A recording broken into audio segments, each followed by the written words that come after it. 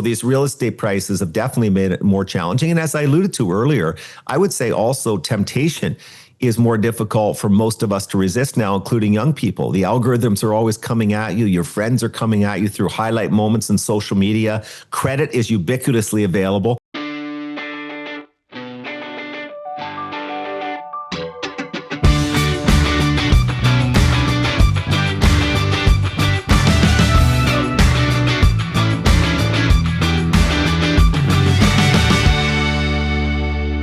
Back for another episode of Closer Look across the Village Media Network. And of course, wherever you get your favorite podcasts with Michael Friscolanti, our editor-in-chief. I'm Scott Sexsmith. A lot of parts of the province in the last few days experiencing the first snowfall. Got to tell you, I was not excited to wake up and see a blanket of white. Very depressing. I'm not ready. We don't have our winter jackets out or anything. It kind of caught everybody, off guard, right? I mean, there was some flurries in the forecast, at various parts of the province. Toronto got hammered, certainly in parts of northern Ontario, the same thing. It's almost like Christmas is in the air. I'm depressed about it, Scott. Are you? Yeah, I don't like the winter. I don't either. It's not my favorite time of year. Some will say that I'm miserable for 6 months. I challenge that. 12 months. I challenge that. So Christmas, 5-6 weeks away? Yes. A very, very expensive time of year for many. Yes. Which is an interesting segue to today's guest. Yes. Speaking of finances. Tell us all about it. Who's on the show today? David Chilton. The Wealthy Barber is back. It was 36 years ago that the first edition of The Wealthy Barber came out. Now David has written an updated version. Yeah, it's definitely the most famous self-help personal finance book out there. Yeah. I'm 2 million copies, more That's than 2 crazy. million copies. I didn't realize it had sold Yeah. that many copies. I know many people who've read it, took the advice, and a lot of that advice is still good today, but a lot has changed in 36 years. There's a lot of things that didn't exist 36 I think of things just like TFSAs and RRSPs. None of that stuff was around. Didn't exist. When that narrative came out. So it'll be interesting to talk to David about. Obviously, I think that's probably part of the reason why he wanted to rewrite the book and update it. Yeah. But just to talk about whether some of the things that he advised, what stayed true and what maybe didn't, right? Yeah. And also just to talk about life in general. The federal budget just came out. For sure. Thoughts on that? Whether it won't matter in 5 years because of AI, if AI will write a third edition of his book. That's right. Anything's possible. That's right. So I'm looking forward to the conversation. I'm glad he's coming. It's been 36 years since The Wealthy Barber first hit bookstore shelves. It went on to become one of the best-selling Canadian books of all time. In fact, more than 2 million copies sold, and now there's a new updated version packed with fresh insights for these challenging times. We're very excited to have the author, David Chilton, with us tonight on Closer Look. David, great to see you. Welcome to the show. Yeah, thank you. You may have one of the great voices of all time. I think I may not say anything. I may just sit back and listen to you talk. That's why we keep him around. That's why we keep him around, David. Yeah. That's impressive. Well, thank you. I had a background in radio, and many would say a face for it as well. But thanks, David. Okay, let's talk about The Wealthy Barber. It certainly helped a generation of Canadians think differently about money.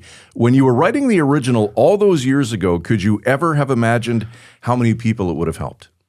No, in fact, I was hoping to sell 5,000 to 10,000 copies. My parents thought that was a stretch. They were down for 3.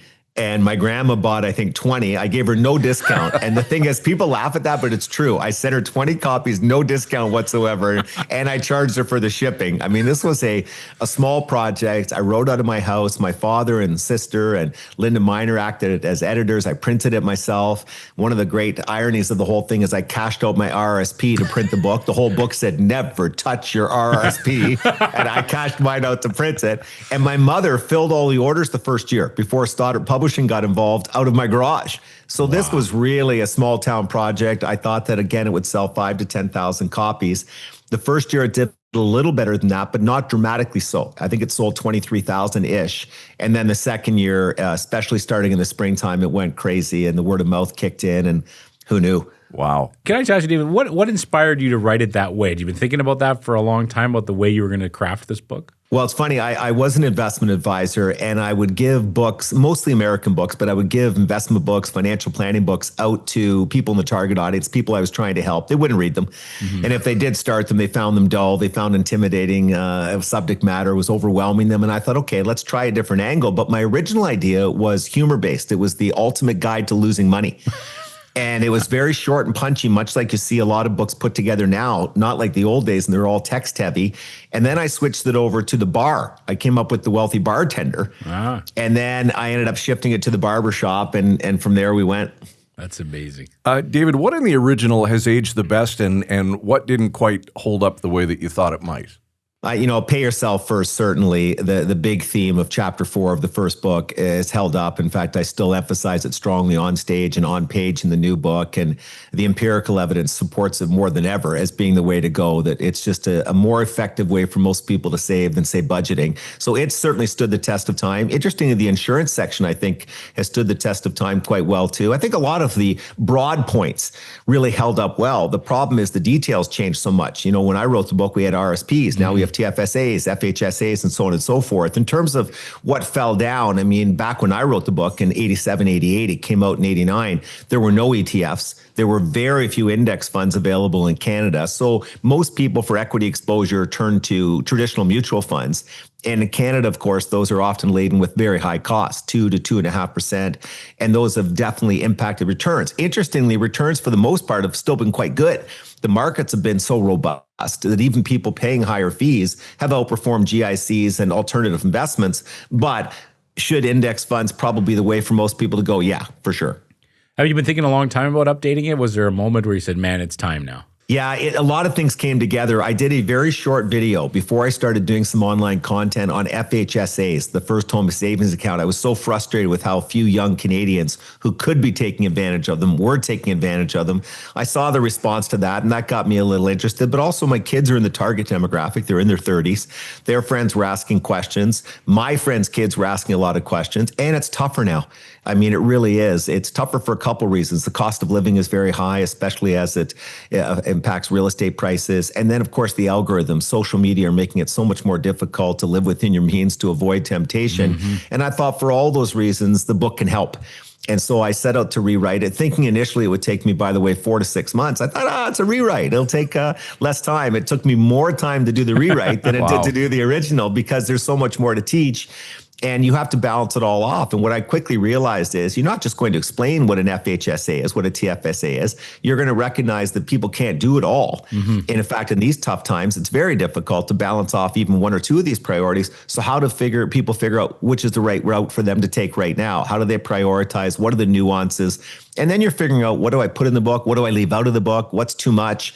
Rewriting it. I do a lot of testing as I go. In fact, I probably have one of the stranger writing techniques you'll see. Everything is tested with the target audience on an ongoing basis, and their feedback is garnered. Did they understand it? What else did they want to know? What did they think was too much, et cetera? And then rewriting is done over and over again.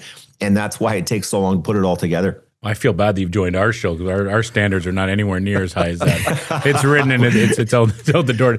So your viewers don't know that this is our 9th take right now. We're doing our right. 9th No, take. they do now. Yeah, they do now. Thanks for telling them. We appreciate it. Where are you guys, by the way? We're in the great city of Sault Ste. Marie. Village Media's headquarters is up north. We're in Sault Ste. Marie, Ontario, but we operate sites all across the province, including Toronto.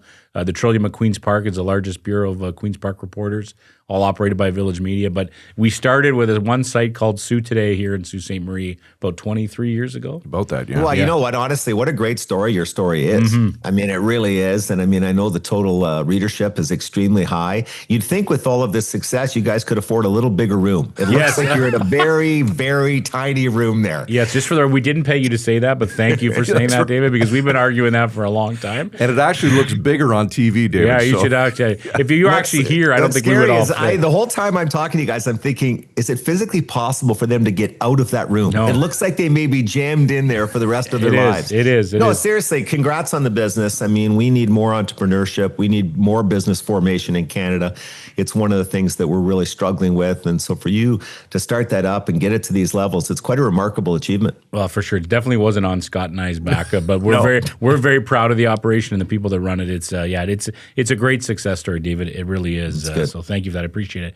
You did mention the cost of living in your last answer, and it's a great point.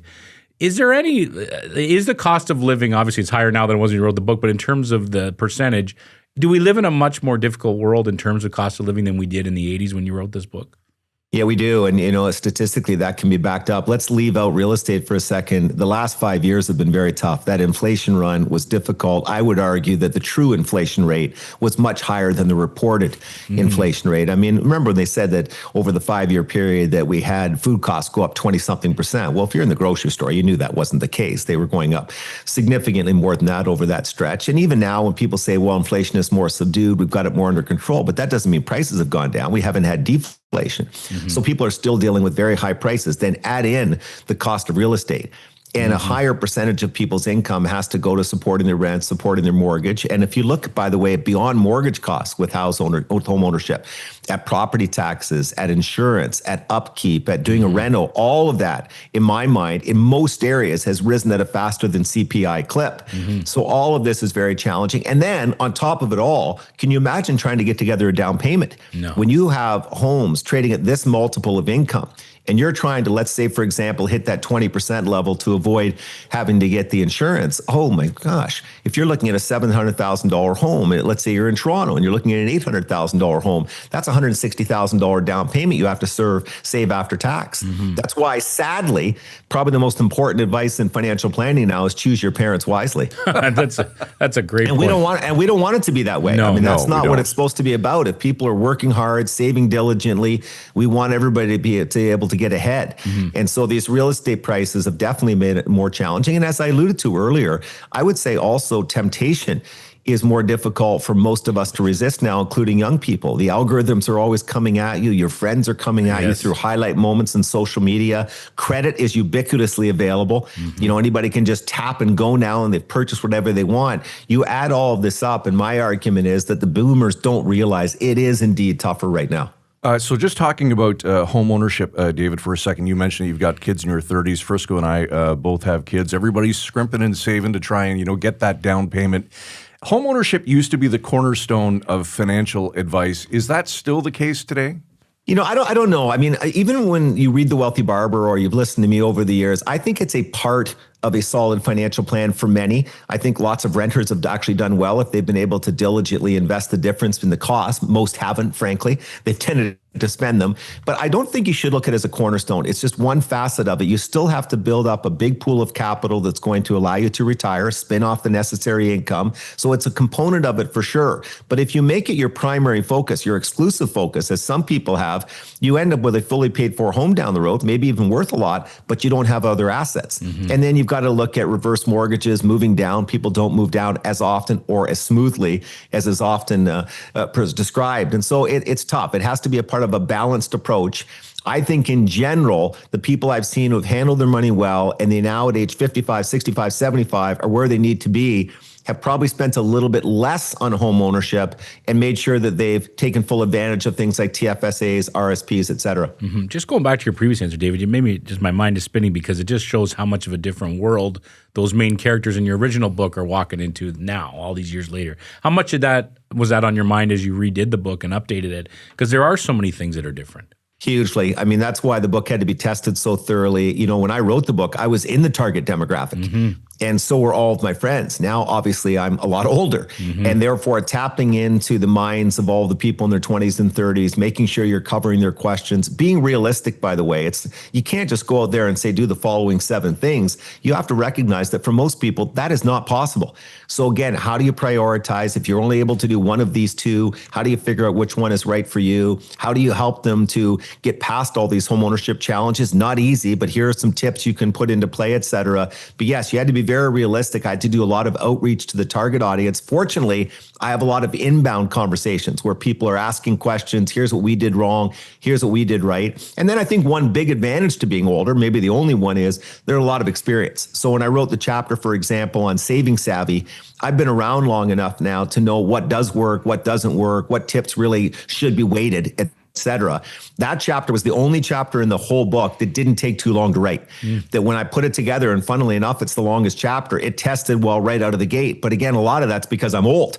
And so you've seen a lot of what is effective and what isn't. Yeah. You know what I wonder too? You think about how much the world has changed in those 36 years and how quickly the world is changing every day now. Just it seems like it changes faster and faster. I think of obviously the advent of AI and where we're going to be. Does that concern you in terms of all the rules we know now? In 5 years from now, depending on how the world moves, will they even be relevant? Okay, so I'm going to break out AI for a second. I'll tell you a quick story about AI. I was writing the preface to the book, and right while I'm writing it, a friend of mine sends me a note and says, what about AI? Like, what if it wipes out all our jobs in 5 years? Then what position will you take? And I said, fetal. and because I'm already there, David. I'm already in that position. I don't have an answer to what happens if AI comes along and overwhelms the job market and we have 30 and 40% unemployment rate. So let's take that one out for a second. On the other changes, amazingly, they've always been there. Maybe the speed of change is accelerating because technology is becoming a bigger and bigger part of our lives. But I actually teach people, tune out the noise. Yes. Stick with the common sense basics, spend beneath your income level, slowly pay down your debts, quickly pay down your high interest debts. Let's take advantage of RRSPs and TFSAs and take advantage of index funds. Remember, the companies that are doing all of these wonderful things are available through the index. They won't all prosper, but the long-term returns, I think, will stay quite solid. So a lot of what I teach is don't get caught up in the noise. Don't get caught up in the panic. Remember, as you hear these negative stories, that lurking beneath the surface are all kinds of positive things. Every day, very smart people, very smart companies are innovating, creative, coming up with new things that are going to better our lives and going to lead to some success in these investment alternatives. So I tend to be pretty calm and cool about that. AI, on the other hand, I don't think any of us knows exactly what that's going to lead to over the next 5 to 10 years. David, you've been doing this a really long time and you've seen a lot of things. What's the biggest mistake that investors make? Well, I think starting too late, obviously, we talk about that. And sadly, that's getting worse because, again, now it takes so long to accumulate the down payment. And so even diligent savers who are doing a wonderful job of living within their means can take 5, 10 years in some instances in a big city to put together that down payment, and that can crowd out other savings. Then when they get into the home, as I mentioned earlier, the costs of home ownerships are such that it makes it difficult to save. So procrastination is one thing, but this is justified procrastination in a lot of cases. No easy answers there. On a very basic mistake I see that is absolutely a killer, the number of Canadians who don't take advantage of their employer matching on a group RSP. Very few things make me pull my hair out to that extent. So we'll see somebody and they've done some good things, but they're not taking advantage of that. That's free money. If it's dollar for dollar match, that's 100% return on your money the second you take advantage of it. And if I can throw one more out there, I'm honestly not judgmental when people ask me questions, show me their spending summaries, look for help, et cetera. I kind of look at it and say, here are some things that you maybe should think through. Have you thought about this? There's one area I am pretty judgmental on, and that's what a lot of people spend on cars. And if you look at the line item for car expenses, not just the actual car payments, but beyond that, you've got parking, you've got gas, some unavoidable, unquestionably, but a lot of this we take on voluntarily. So while the complaints about the real estate prices, the cost of living, they're totally justified. You would think that that would lead us to spending less on cars as a percentage of income.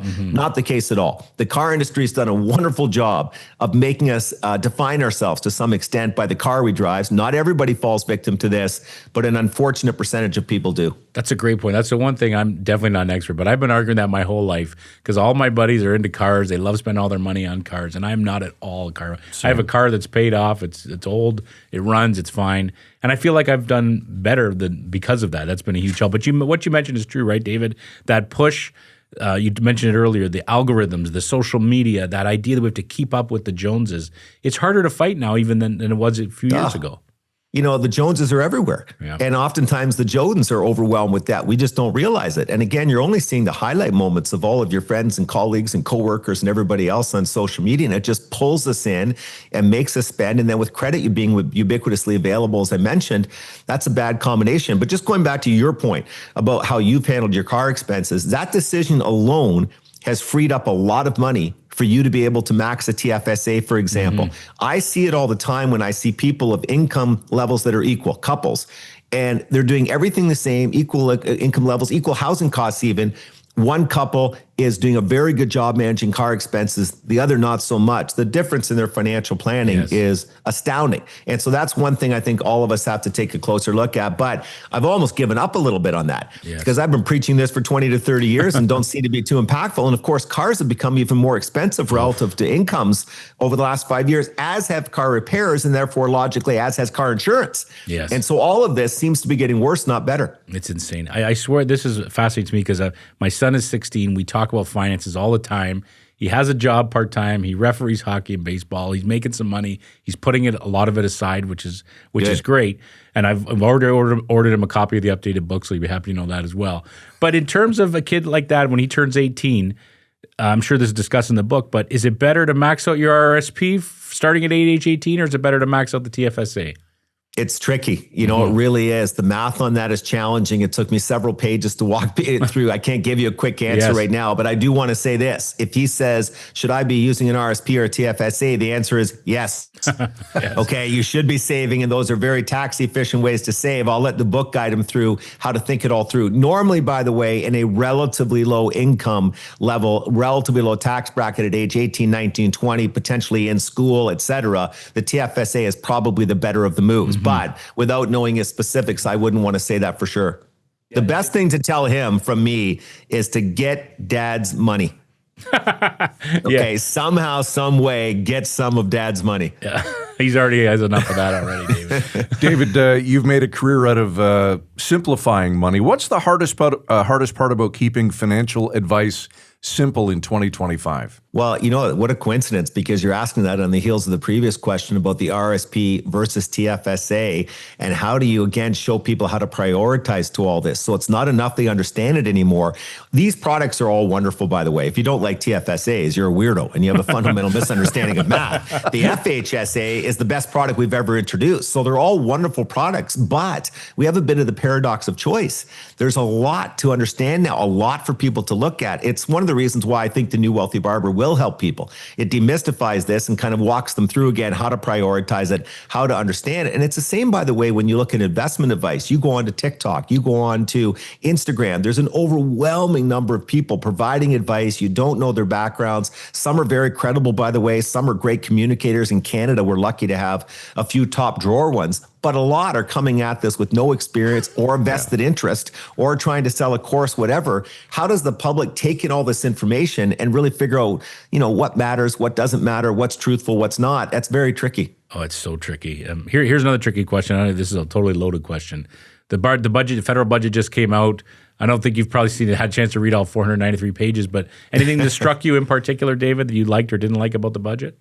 Well, I think you can see that at least they're understanding we need investment. If you look in Canada right now, the bottom percentile, whatever they are, 40%, are really struggling. I mean, I see it when I see the spending summaries. It's not, again, people are being undisciplined and spending carelessly. It is tough to make ends meet right now. We need wage growth, but we need wages to grow at a faster clip than the CPI. That's absolutely pivotal. And to do that, there's only one way: we have to raise productivity. And to raise productivity in turn, we have to get more investment. We have to get more investment domestically. We have to get more foreign direct investment. How do we make Canada more inviting to capital? And so you could see a big part of the budget was about that. How do we lay the foundation for people thinking there's more opportunity here, there's better potential returns here, the government's going to be working in partnership in some way, shape, or form in certain areas? So you could see that effort was being put into place. Now, of course, the devil's in the details, always tough to execute, but I think you could see that direction being pursued. A lot of people are complaining, hey, yeah, but it's a $78 billion deficit. Very tough to strike all these balances right now. You know, it's very difficult not to have a significant deficit as we, again, try to provide some of this capital to take on our coveted programs and make sure they're honored, but also provide the investment capital in some of these areas. Would you want to be a politician right now? Holy smokes. No way. Like, we love to yell at politicians on both the left and the right, but what a challenging job right now. It's funny. We talk about that all the time. I mean, we obviously have people questioning decisions that are made every day in power, but it's just not an easy job. I just couldn't imagine, especially the way we are today. Yeah, no kidding. It isn't. And you know, this is going to sound a little bit corny and kumbaya-like, but I think one of the countries out there in the Western world, we're all battling tremendous debt problems. Many are battling income inequality, wealth inequality problems that have gone too far, et cetera. one of the most important things I think we can do is somehow find more of a middle ground and stop the hatred of the left to the right and the right to the left. That is blocking a lot of the solutions. It's blocking a lot of the cooperative, innovative thinking. There are a lot of smart people out there who really do truly want to help. But by locking into these tribes, and let's be honest, they've become tribes now, almost cult-like. The far side of each is so full of hatred toward the other that we're not able to do that. And I think that maybe Canada, under good leadership, under more efforts from all of us, can stop always lashing out at the other side, whether it's left to right or right to left. I think that's a big part of the solution. Maybe I'm naive to hope it happens, though. Maybe it's impossible. It's a great point. Very well said. This has been a great conversation, David, so thank you for that. Before we let you go, anything else that we didn't cover? Maybe one piece of advice that you would give any investor? I'd probably, if I were you, to get a door in that room. I've been throwing off the entire time. But not only are you in a tiny, tiny room, but it's doorless. And I just have this vision of you guys spending the rest of your lives doing podcasts from there with no food, no water, and no bathroom breaks. So that's my big advice to you two is get out of there. It's 100% true. Make me a promise, David, if you're ever up in Northern Ontario, ever in the Sioux, come by, because there is a little bar around the corner, which is nice. It's just right beside the studio. So make sure you come by for a drink if you're ever up here. I will, and I love the Sioux, by the way. I've spoken there many times. Donnie James, one of my best friends, is from there, and he gets up all the time, and it's a great area. So love it, and thanks for having me on. Thank you, David. Awesome stuff. There's David Chilton, the author of the updated version of The Wealthy Barber. It's a great read. Get your copy today, and certainly check it out at wealthybarber.com. David, thanks again. Appreciate your time. Enjoyed it immensely. Thank you. See, we talk all the time about walking out of the studio just a little bit smarter. Yes.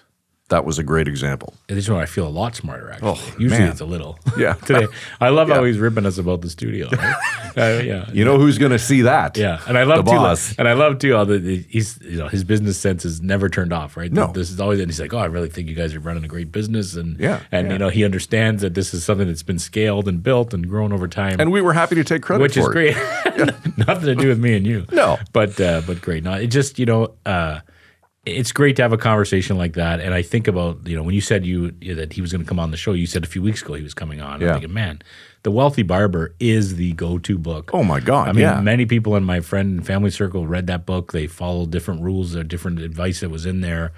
It is the self-help finance book. And written in I don't want to use the word or the term dumbed down. I will as it applies to me. Yeah. But in an easy to understand, layman's terms, just easy to follow. And fascinating that he talked about how he tests the writing. I love that. That's crazy. Yep. That's crazy. So that means he's writing a chapter. Yep. Sends it off to. We should have asked him how big his focal. Like, is it 100 people that read? 12 people that are reading it? But that's a guy who's not afraid to be edited. Who's not afraid to say, "No, what you're saying in this paragraph isn't clear enough to me. Doesn't make sense. Let's make it more sense." But it's definitely on my Christmas list for the kids. Yeah, it's great. It's important to have. David Chilton, author of The Wealthy Barber, again, wealthybarber.com. Okay, that's it for us tonight. Closer Look at villagemedia.ca. Reach out anytime. We'd love to hear from you. And, of course, closerlookpodcast.ca is where you can find all back episodes and subscribe to get it sent directly to your inbox. Tonight's show, as always, produced by Derek Turner for Michael Friscolanti, our editor-in-chief here at Village Media. I'm Scott Sexsmith. Thanks for watching. We'll see you tomorrow night at 7 right here on Closer Look. Frisco and Scott's Wardrobe provided in part by Moores, Sault Ste. Marie.